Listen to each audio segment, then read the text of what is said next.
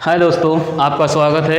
फिर से आते हैं हम लोग अपनी टॉपिक पर। ठीक है, लेक्चर नंबर 2 में। क्लियर? उसमें कुछ त्रुटियां हो गई थी, लाइव क्लास चलते चलते रुक गया था, तो हमने ब्रेक ले लिया।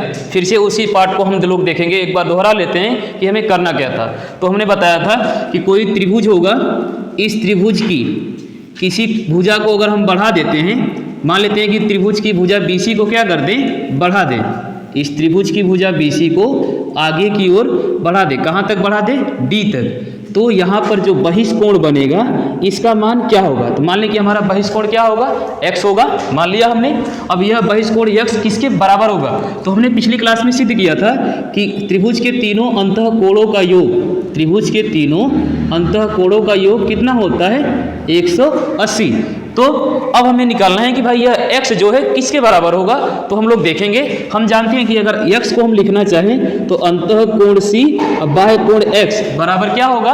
180। कैसे 180 होगा? अंतःकोण C प्लस अंतःकोण x बराबर 180। अब ये कैसे 180 हो गया भाई?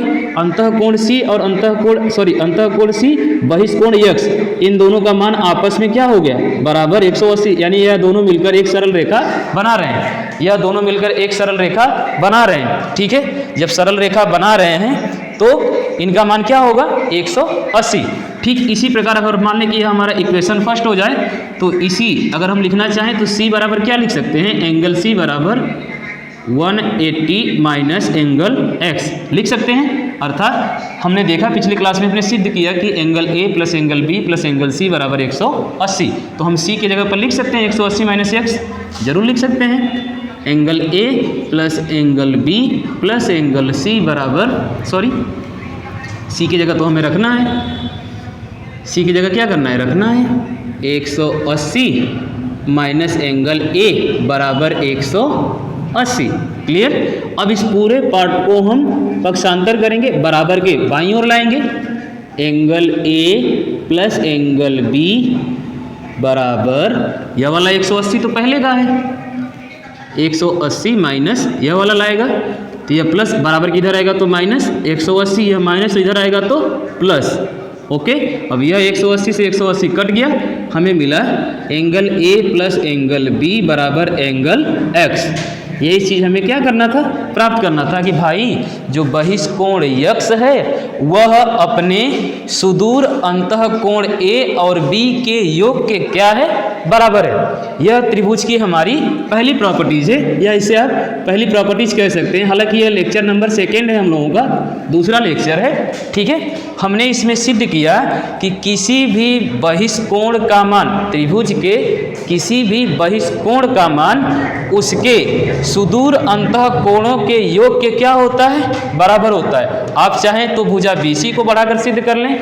अगर हम बात करें भुजा B को अगर बढ़ा दें E तक, तो यहाँ पर जो कोण बनेगा, बहिष्कोण मान लेते हैं y बना, तो इस y का मान होगा किसके बराबर होगा?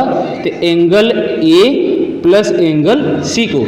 अगर इसी प्रकार हम A को आगे की ओर बढ़ा दें, A को आगे की ओर बढ़ा दे, तो यहाँ पर जो बहिष्कोण होगा, मान लें कि Z है, तो यह Z का मान किसके बराबर होगा?